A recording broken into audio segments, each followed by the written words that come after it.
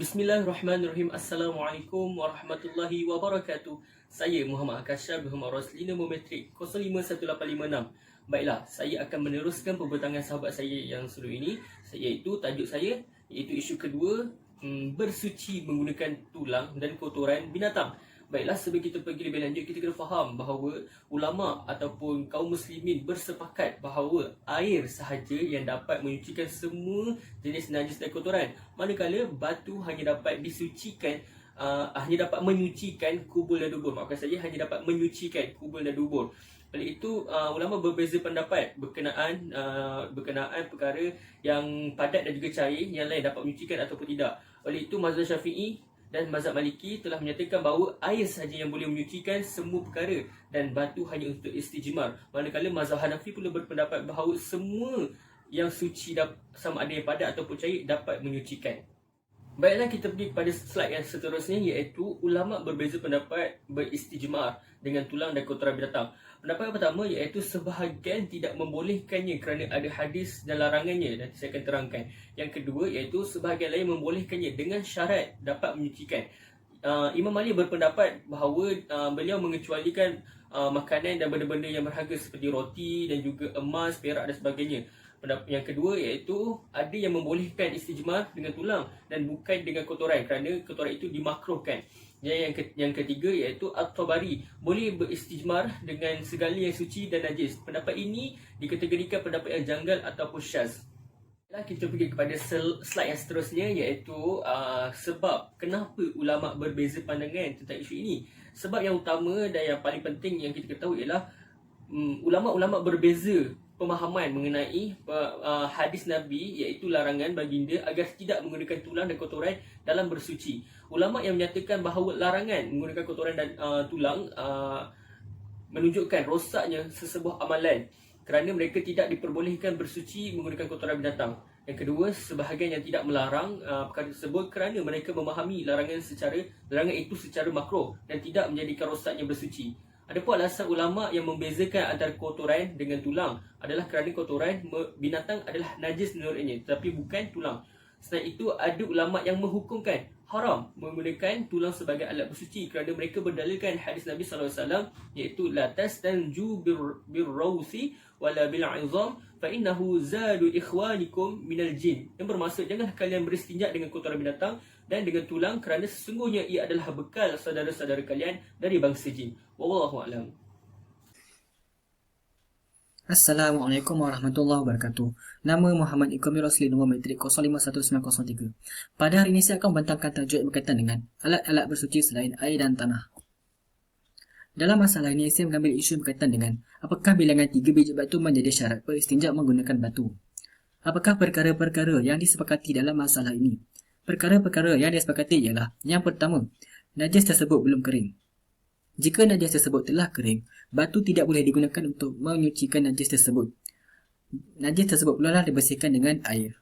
Dan yang kedua, jenis batu yang digunakan. Batu yang digunakan ialah batu yang tidak kasar seperti batu bata dan batu yang tidak licin seperti batu akik. Hal ini bagi memenuhi tujuan utama penggunaan batu tersebut untuk membersihkan najis. Dan yang ketiga, batu tersebut mestilah suci. Jika kita hendak membersihkan najis, kita perlulah menggunakan alatan yang suci. Seterusnya, apakah perkara-perkara yang diperselisihkan dalam masalah ini? Perkara-perkara yang diperselisihkan dalam masalah ini ialah penetapan bilangan batu yang digunakan sebagai syarat menyucikan najis. Dalam masalah ini, masalah yang melibatkan dua kelompok yang berselisihan, iaitu kelompok pertama, kelompok yang tidak menetapkan bilangan batu yang perlu ada sebagai syarat untuk beristinja menggunakan batu. Dan kelompok yang kedua itu kelompok yang menetapkan bilangan batu yang perlu ada sebagai syarat untuk beristinja menggunakan batu. Seterusnya iaitu pandangan serta pendapat. Pandangan kelompok pertama iaitu kelompok yang melibatkan mazhab Hanafi dan Maliki yang tidak mewajibkan bilangan batu yang perlu digunakan bagi menyucikan najis. Kelompok pertama ini mementingkan kesucian dan bukannya bilangan batu yang perlu digunakan. Kelompok ini membawa dalil daripada hadis Rasulullah SAW. Siapa yang beristijmar, maka hendaklah ia mengganjalkan bilangannya. Siapa yang melakukan sedemikian, maka itu adalah baik, dan siapa yang tidak melakukannya, maka tidaklah berdosa. Seterusnya kita pergi kepada pandangan kelompok yang kedua, iaitu kelompok yang melibatkan mazhab Syafi'i dan Hambali yang mewajibkan penggunaan bilangan 3 batu yang perlu digunakan untuk menyucikan najis. Kelompok kedua ini mementingkan kebersihan dan juga sempurnanya penggunaan 3 batu tersebut. Antara dalil yang dibawa oleh kelompok kedua ini iaitu, hendaklah kamu beristinja dengan menggunakan 3 buah batu. Yang terakhir iaitu tarjih dan sebab tarjih. Pendapat kelompok kedua daripada mazhab Syafi'i dan Hambali merupakan pendapat yang tarjih. Antara sebab pendapat kelompok kedua ini tarjih iaitu, daripada Ahmad dinukilkan sebuah riwayat yang lain iaitu bahawa istinja tidak dianggap cukup bila menggunakan batu yang kurang dari 3 buah. Pendapat ini daripada Abu Bakar dan Ibnu Al-Munzir sesuai dengan sabda Rasulullah SAW. Janganlah salah seorang di antara kalian beristinja dengan batu yang kurang dari 3 buah, dan salah seorang di antara kalian tidak akan dianggap cukup apabila kurang daripada 3 batu. Dan sebab yang kedua iaitu hadis yang diriwayatkan daripada Muslim daripada Salman. Rasulullah SAW melarang kami beristinja dengan menggunakan bilangan batu yang kurang daripada 3 biji. Sekian daripada saya. Assalamualaikum warahmatullahi wabarakatuh. Bismillahirrahmanirrahim. Assalamualaikum warahmatullahi ta'ala wabarakatuh. Nama saya Ahmad Haji Amzar bin Muhammad Sarwani, nombor metrik 051901. Pada hari ini saya akan membentangkan tajuk berkaitan hukum bersuci menggunakan api. Yang pertama, dalam isu ini terdapat dua pandangan yang dinyatakan oleh ulama. Yang pertama, menurut mazhab Syafi'i bahawa pembakaran dengan api tidak menyucikan kekotoran, tulang, bangkai dan benda-benda najis yang lain. Demikian juga bila benda-benda itu berada di tempat bergaram. Menurut pendapat ini, tidak ada yang berubah menjadi suci.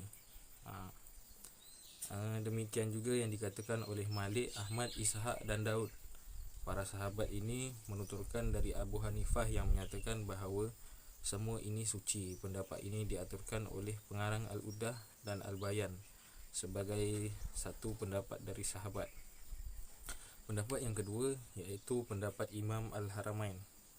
Berkata Abu Zaid dan Al-Khudri dari kalangan para sahabat berkata bahawa setiap benda najis maka abunya adalah suci. Mengikut pandangan Al-Haramain, apabila api membakar satu najis, abunya menjadi suci. Yang ini kerana pencambangan dari pendapat Qadim kerana matahari, angin, api menyucikan tanah yang bernajis. Tapi pendapat ini tidak dianggap sebagai pendapat yang rajih. Pendapat yang rajih iaitu mengatakan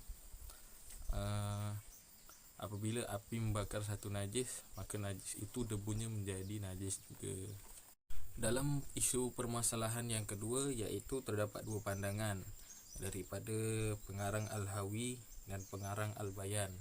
Menurut pengarang Al-Hawi bahawa wap najis adalah najis. Namun bila diusap najis tersebut dengan kain yang kering, maka najis itu menjadi suci. Dan apabila dilap dengan kain yang basah, maka tidak menyucikan kecuali disucikan dengan air. Menurut pengarang Al-Bayan pula, dia berkata bahawa najis apabila debu itu terkena pada pakaian sedikit dimaafkan. Namun apabila terkena banyak, maka hendaklah disucikan dengan air. Demikian yang juga disebutkan oleh Syekh Abdul Hamid. Maksudnya di sini kedua-dua pandangan mempersetujui bahawa debu apabila terkena pada mana-mana pakaian ataupun sesuatu, ia tetap najis. Assalamualaikum warahmatullahi taala wabarakatuh. Nama saya Muhammad Ikhwan bin Muhammad Izzuddin, nombor matriks 051879. InsyaAllah saya akan sambung pembentangan daripada ahli kumpulan saya, iaitu kesimpulan daripada tajuk beristinja dengan alat-alat menurut 4 mazhab. InsyaAllah sebelum saya pergi kepada kesimpulan, istinja bermaksud menjauhkan diri dari penyakit dalam bahasa. Dari segi istilah pula, ia merujuk kepada tindakan mengeluarkan najis daripada kubul dan dubur dengan membersihkan tempat najis, disucikan dengan air atau benda-benda lain yang dibenarkan. Dan hukum untuk melakukan istinja ini adalah wajib. Hal ini kerana terdapatnya hadis Rasulullah SAW. Anas bin Malik berkata, jika Nabi keluar untuk qada hajat, maka aku dan budak suruhanku akan membawa bekas berisi air agar baginda dapat beristinja dengannya. Hadis riwayat Bukhari. Jadi dengan beristinja ni bukan sahaja Nabi Muhammad SAW menyarankan kita untuk beristinja, malahan ianya wajib kerana ia mempunyai hikmah yang tersendiri, dan antaranya ialah ibadah kita sah dan suci dari najis. Keduanya dikasihi Allah dan Rasulnya, seterusnya menghindarkan daripada jangkitan kuman, seterusnya badan sihat dan cergas, memberikan keselesaan kepada diri sendiri dan orang lain, dan mendapat pahala insya-Allah. Seterusnya kita akan pergi kepada kesimpulan secara menyeluruh berkaitan dengan alat istinja menurut mazhab. Jadi secara keseluruhannya dapat disimpulkan bahawa perbahasan berkaitan dengan hukum beristinja dan alat-alat yang digunakan untuk beristinja ini terdapat perbezaan antara mazhab, iaitu dalam mazhab Syafi'i, Hanbali, Maliki dan Hanafi. Namun dalam konteks ini kita sebagai masyarakat yang mengamalkan mazhab Syafi'i tidak wajarlah untuk sesuka hati dan sewenang-wenangnya bertalfik secara sewenang-wenangnya kepada mazhab yang lain dengan tanpa keperluan yang memaksa kita untuk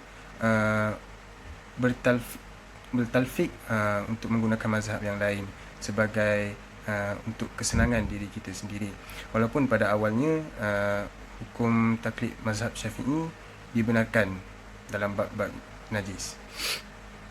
Jadi insya-Allah sekadar itu saja perkongsian saya pada hari ini. Dengan itu saya akhiri perbentangan saya dengan lafaz wabillahi taufiq wa hidayah. Assalamualaikum warahmatullahi taala wabarakatuh.